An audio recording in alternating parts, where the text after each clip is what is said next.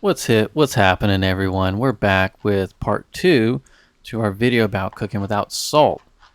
This one's a little bit different, but I cooked at the same time as I cooked the other meal, which was the chicken and rice. And I'm recording this after eating the chicken and rice, and it was all right. But again, I think I said this in the last video. The basmati didn't totally work out. I just needed kind of like a longer, not probably longer, shorter grain. That was a little bit more sticky, kind of a bit more true to kind of the rice you'll find in East Asia. But this is actually a noodle dish, Pancit Canton. I've had this plenty of times in the Philippines. Pancit is noodle, I believe. Anyways, I really like the Pancit Canton noodle. It's pretty sturdy. You can still kind of get a lot of the Southeast Asian flavors without working with vermicelli. If you're kind of like me, vermicelli is a little thin and it's really easy to destroy. So I kind of try to stay away from it, and Pancit Canton really kind of gets it for it. One thing about it, it's kind of got like, it's almost like a heavy duty ramen, if you can imagine that. It kind of has a similar texture, just a bit fuller. So it also, it's not like salty or anything like that. It's a clean taste. It just kind of mixes well. Kind of offers a similar texture.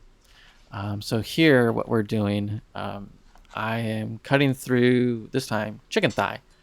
I kind of wanted to vary it up. I didn't want to have chicken breast and chicken thigh, or chicken breast only in the same day. So 2 times a day. So I just switched it up. I went chicken thigh, which tastes better. It's got more fat. It's the darker meat, so it kind of just carries a lot of the flavors and stuff from the seasoning, the spices from to really kind of make it pop a bit better. Especially with noodles, which when there is kind of that extra bit of oil in the noodle, it just kind of moves without all that friction, and kind of swims through and makes things easier to pick up and just better eatability. You know what I'm saying? For the sauce, what you see here is kind of the bottom, like kind of the stem, the root, and the bulb of the green onions. Also, you can see a little bit of broccolini somehow got its way into my mortar and pestle. Guys, mortar and pestle is one of the premier kitchen items, something that everyone should have. It's a staple. It's one of the best ways to blend ingredients together, not just for sauces, but just to release the flavors, the oils, the aromas from different ingredients. Makes a huge difference. And there's a lot of different types, a lot of different varieties. Some are made from stone, some are made from wood. They have different shapes. Some are like cones, some are like bowls. Got the molcajete for like salsas and stuff. Super cool tool that you can use in the kitchen. And people pay attention when you bust it out. It looks fun. You know what I'm saying? And they're not hard to clean. You won't get like a little bit of rock in your food. I've never had that happen with this one. They're all pretty good. Next, you see I'm adding some chili. This chili is just a serrano, and that is the garlic paste. When you're putting them into a bowl like this, it is better to just add straight garlic. So I like to save time, and garlic is one of those ways that I save time, whether it's a jar of minced garlic or garlic paste. I also have eczema on my fingertips, so touching raw garlic does sting, so that can be an issue. For some reason, chili pepper doesn't sting, but garlic does. I don't totally understand it, but you see I added a little bit of ginger in there. Again, I guess this is for the first time, really, but I was trying to go for, kind of an adobo sauce, and I'm squeezing some lemon in there. And these are not typical of an adobo sauce. An adobo doesn't really have all these aromatics like this. See, I'm just fishing out the seeds. But I was cooking 2 dishes at the same time here. You can see the oyster sauce from the previous video. And I just sort of like muscle memoried it. So this is just me like, I don't realize until I'm done doing this. I'm like, wait, why did I do this? This isn't what I was trying to make. So this sauce is kind of just a generic marinade that I ended up making. Um, Adobo, it has garlic in it, and there are onions cooked in it, but it is mostly just like soy sauce and vinegar. Not so much with like the chili pepper, the green onion, the ginger, like all that is additional. And here I'm just beating it up into the paste. And sometimes you can put like dry spices and seasoning in here to kind of like reduce the wetness, and you can kind of like get kind of more like like a dry paste or mush, which can be really helpful based on like what you're trying to cook. Now you'll see that I'm adding the kind of, I guess, the mush, if you want to call it the mush. Just kind of the mixture, or kind of all the beat up veggies that I had in the mortar and pestle. Putting the food processor here, and then I'm adding the soy sauce, and you can kind of just use regular soy sauce. I wouldn't use low sodium in this situation because we're already cooking without salt, so you don't want to remove even more seasoning. And then there you can see I'm using the vinegar. This kind of vinegar is really common in the Philippines. It's basically just regular white vinegar, but if you can find this in your supermarket and this is the kind of dish that you're trying to cook, I do suggest going with this one. It just mixes well with soy sauce. It's pretty well rounded. Vinegar is really popular in the Philippines, so you'll see a lot of different vinegar styles. You see a lot of like spiced vinegar and stuff too that can be pretty good. And so I'm just blending it up, 1-to-1 with the soy sauce and vinegar, and going to kind of create this kind of really nice sauce. And I decided about halfway through that I was going to turn this into a marinade because I was lacking space on the stove. So that's what you're going to see here in about a moment. And so now we're switching here, and I'm going to add the chicken thighs. I don't normally do this, but I was cooking a lot of different things at the same time with the chicken and rice recipes, so there's a bit of confusion, and I'm just kind of making things fit on the counter, really, because you don't want like chicken laying around open too much. So it does take up kind of unique counter space. So I decided to, kind of kill two birds with one stone here and just pour the sauce in and marinate it before. You don't always have to do this, but in this case I just did because it kind of worked out like in a logistical sense, which is what meal prep is all about. Adding logistics to cooking. That is the meal prep way. So I'm just kind of getting my hands in there, getting dirty. It kind of looks like a jerk, like marinade from here. It's if you were to add some allspice to this, this would almost instantly start tasting more like Caribbean food. So add some allspice to this, some stronger pepper. The chili I'm using in it is just, I think, a Serrano. But add something like the Scotch bonnet is the popular one, but the one probably most local to you is going to be a habanero. You get a similar flavor. So here I'm just getting ready to heat up the noodles, and so I'm going to put some chicken stock into this sauce pot.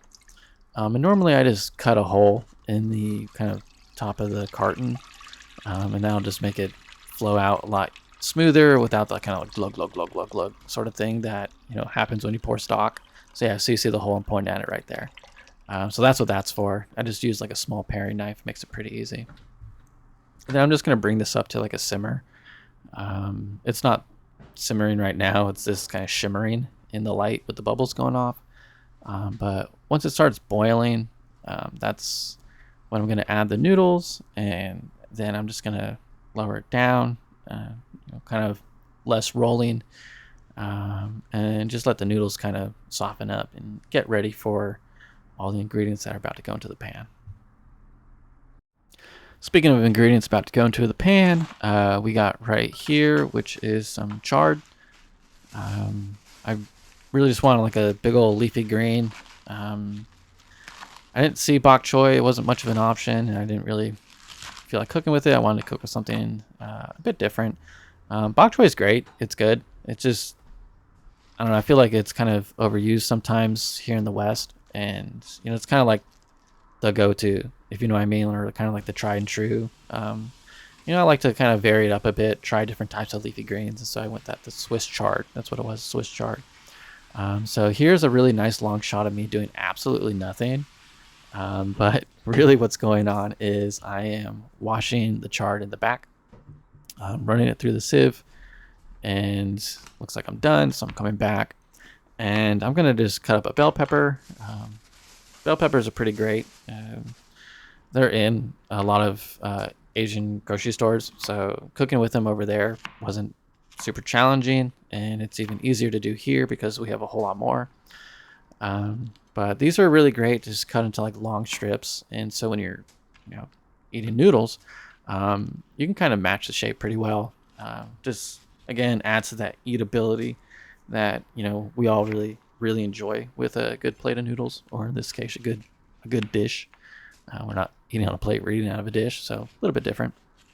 But you just lie them flat and then just kind of cut out the placenta, and then you start cutting them. It's kind of long strips, and from here it just becomes a julienne. Pretty easy. I'm just trying to get them really long. You can see I'm struggling here, and this I think I accidentally cut them the wrong way. I think like halfway through I just committed to it, and it's like, you know what, we're doing it. We're cutting them this way. I guess if I want to make something up, could say, just adds a bit of variety, so not every single bell pepper is exactly the same. That's what I would tell you if I totally did that on purpose. And then I'm doing it kind of the long way again. I do like cutting this way. I kind of have like two pieces. My hand is conveniently in the way, but when you kind of come this way, it makes the actual like chopping or slicing a lot easier than if you were to do them like the totally like long way. Because the long way, you're kind of like following the curve of the outside, whereas you kind of layer them where it has like two flaps, and then you do it from top to bottom.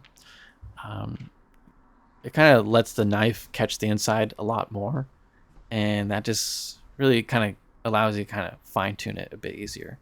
If you're like a total pro at cutting, go ahead and do it the other way. Just do what works best for you. Here you can see this pan is just beautiful.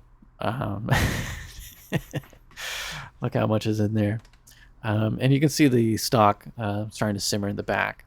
But this was kind of what happened to the pan when I was done cooking the chicken and rice dish. Kind of the leftover oyster sauce in here. Sometimes I like to cook with it. It's kind of like deglazing. You're just kind of reintroducing, the flavors that we're already, been cooking with, and because we're cooking two similar dishes, there is synergy. This isn't like a dish that I would be upset if a little bit of oyster sauce fell into it. You can see up there, the noodles are ready for me to add, and they're sinking pretty quick. That hot stock really works, and you don't have to worry too much about overcooking the noodles. They're pretty sturdy, like I said. It's not going to be like rice noodles or vermicelli or things like that, like you find in Thai and Vietnamese cooking. Those ones require a lot more attention, just because like they cook so quickly. But like I said, we're kind of reintroducing the flavors from the previous dish in. Some people might, be all super scared and be like, oh my God, you cook chicken in that. I cooked all that chicken out. You don't have to worry too much. If you're afraid of getting sick, go ahead, use a different pan, or just clean this one in between uses. You don't have to worry about it too much because, you're cooking at a super high heat for so long. All that bad stuff that raw chicken can carry, it's dead. And it's ready for more. And you can tell too because I'm testing the carrots. This is something I do. I'll just add the carrot onto like any little bit of vegetable into the oil, and once it starts frying up, then I know it's ready. But this is basically what people are doing with cast iron. when you're using cast iron, um, you're you're trying to like it's like you're creating like a memory inside the the, the pan. And I mean memory, I mean like memory, like computer memory, where like it can like store all this kind of like past information. In this case, you're storing like past seasoning and spices and oils, all of that, and it kind of just stays in the pan and just continues to add character to the food that you're creating. This is like it's like the Walmart discount way of doing it. You get a ceramic pan, you cook it up, you get all the stuff stuck to the side of it, and before you clean it, because there is no memory storage in this thing, when you clean it, it will be clean. All that stuff will be gone. So this is me just kind of capturing it in like the short-term memory, because there's no long-term memory. Cast iron can carry long-term memory for flavors. Ceramic can't do that. But you're getting other benefits. Like one, it's better on an electric stovetop. Cast iron doesn't really heat as well on an electric stovetop. And also, this is like the easiest thing in the world to clean. They have their strengths and weaknesses. In this case, I'm able to now kind of use these veggies right here, the carrots and the pepper, kind of as an abrasive. And, I'm going to kind of reintroduce those flavors stuck on the side and kind of get them back in. Again, we're not using salt. So getting any kind of additional like sodium sort of enhancer is going to make a nice difference. So you can kind of see on the bottom of the pan, some of the remaining sauce is already kind of caught up, kind of jumped into it. Now I'm just adding more cooking wine. With Asian food, you're usually going to add like a rice wine, like mirin. But personally, I just like regular cooking wine. It's versatile. It's easy. You kind of get on everything. We don't have any crushed pepper or whole pepper in the pepper mill. So I'm just using like this black pepper powder. I think it's like McCormick's or something. Super basic, but you got to use what you got. We're not doing fine dining here. We're cooking for the work week. And here you can see definitely that the bottom of the pan has kind of already absorbed kind of the sauce, and I'm kind of like trying to get the coating around the sides a bit off. Not trying to like totally scrape it off, like get in there, but just kind of letting it fall easily, kind of gently, because we're still going to add our own seasoning and spices to this mix itself. And yeah, I'm just going to let it hang around, but you don't have to worry about it like baking into the side of the pan if you're using ceramic. If you're using stainless steel, you're probably going to want to have some sort of like steel wool on the side for afterwards, or do try and bring it up and brush off the sides as much as you can, because then it can stick a bit harder to the side. Again, that's why I like cooking in ceramic. It just makes cleanup super easy. And logistically, again, when you're cooking in this sort of way, for meal prep, not so much. Just a really nice dinner. The speed matters. You're trying to save time here. You can also see me using a fork when I tip it in. This is not Teflon. A fork isn't going to kill you in this case. Maybe if you cook the ceramic at like a super duper high heat, maybe you might have some toxic fumes coming out. Don't do that. Just keep it at a medium heat. You'll be good. You don't have to like totally worry about it. But forks are okay. I've used Teflon so much in the past that I still just kind of out of habit try to avoid touching this stuff with the fork. And I don't use metal utensils on it. And I probably wouldn't recommend you do that either. But small things like that, you don't really have to worry as much, because this stuff isn't going to like scrape off like Teflon does into your food. Now I'm adding the Swiss chard. It kind of cooks up just like spinach does. It takes a little bit more time than spinach, just because it is firmer, but it still cooks down pretty quickly and pretty easily. It's a little harder to to make bitter than spinach. Spinach, you can kind of cook through it pretty quickly. Also, when I cook with spinach, I tend to blanch it and then, cut it up and use it for something else. This case, I really do like it. And here you can see me using the chard as kind of like the scrubby for the side of the pan. I like that because there's less surface material that you can use with the carrot. With the chard, it just fits the spatula and kind of works like a rag. So I'm just trying to reintroduce those flavors the entire time that I am cooking through this. You can see I got some fam walking through the back, the cat. Normally my indicator for whether I'm cooking good or not is the dog. The dog is my biggest fan. But lately the cat's been walking around checking out the food, so it makes me feel like I'm doing something right if a cat is hungry for vegetables. That's definitely not something you see very often. I haven't cooked any of the meat yet. And so I'm adding it over to the other pan because I do want to kind of cook the meat separately because it is raw and it is covered in all that marinade.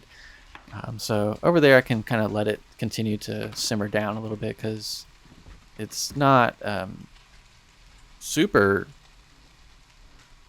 how do you say, wet from all the chicken stock that was cooking in there, but it's still moist enough that can retain its heat and moisture nicely. But you will notice that I strained the noodles out kind of off camera, and now I'm reintroducing the chicken with the marinade all over. I'm just going to cook it all together, and I'm going to let the marinade evaporate. That's kind of how adobo is cooked. We're not making adobo, but that is kind of like the process for cooking adobo. Now the chicken is starting to simmer, and we're just going to kind of let it stay here and just keep it basically cooking in the flavors of it all. At this point, you don't have to move it around too much, and I don't want to move it around too much. If you start poking it a bunch, you can see that it's kind of boiling, right? It's boiling in this mixture. It's also kind of seared at the bottom when we first put it in. And if we move it around, we're going to kind of interrupt the transfer of heat from the stove to the pan, to the marinade, and into the chicken. We don't really want to break that at this point. So I'm just going to go over here and let those poke it around tendencies go on the vegetables instead. And then here I am, kind of, and making sure eventually that it does kind of move around. Also checking to see how much is cooked. You can see on the sides it's cooked less than in the middle. So do kind of want to try and get parts of the food that aren't being heated up well because of where they are, kind of into new spots. And sometimes you have specific things you want to do that with, and sometimes you're just trying to move whatever and just let it randomly happen. Just kind of even things out as a whole. But here you can see it eventually did cook down, kind of got into this bit of a paste. Then I moved it over into the large saucepan, and I'm just mixing it in, just kind of getting it all together. And you can see, there's a lot of color in this dish. There's a lot of green, red, orange, the brown from the chicken. Again, there's no salt. This is perfectly healthy though, with the soy sauce that's in there, with the oyster sauce that was, kind of previously in. We still do have that umami flavor involved, especially because we have garlic, green onion in there. And then you see I kind of cut it in two ways. That's actually something I learned in Korea. When you get a lot of noodle bowls or things like that, especially with like the cold noodles, and they'll give you scissors and you kind of just cut it two ways, and it just kind of makes they cook it in long strips, but we cut it to make it, again, like I said, eatability. We want to get that eatability in there. It also makes it a lot easier to stir. If these were uncut like that and I was trying to stir it around, it'd just be a big old mess. You can see I already have stuff flying out, but it still makes quite the difference. It's really helpful. And yeah, it's still a pretty good length when you're eating. It still feels like you're eating noodles. You don't want to chop them down, like make it like look like rice or something. And now I'm just getting ready. I got these really nice kind of like, I don't know, they almost seem like hair clippers, like, but they're really convenient. They make picking up noodles specifically easy. And that's it. That's the whole dish right there. I'm just gonna put them in. I do one at a time, and then I kind of go backwards. Um, so you can see me kind of moving it back and forth. Usually 2 scoops per dish is enough, and then near the end you'll just kind of have a little bit of extras, and you'll just kind of try and figure it out. But in this case, I only have 3 dishes.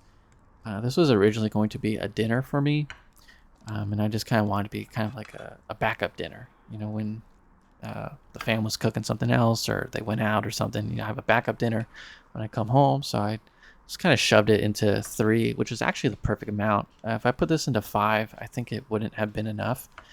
So this recipe is really great for putting into just 3 dishes specifically. The way the schedule ended up, I ended up just taking these to lunch anyways. They fit into my schedule really well, so it does make me think that eight total dishes might be the sweet spot when meal prepping. If your schedule is rotating and you I guess being flexible is a necessity.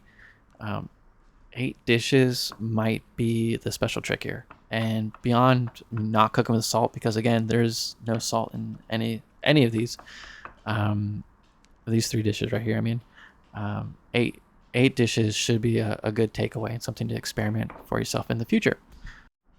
And there you have it. This is Pancit Canton, cooked without salt. Good for 3 meals. It was pretty good. Try it out. Let me know what you think.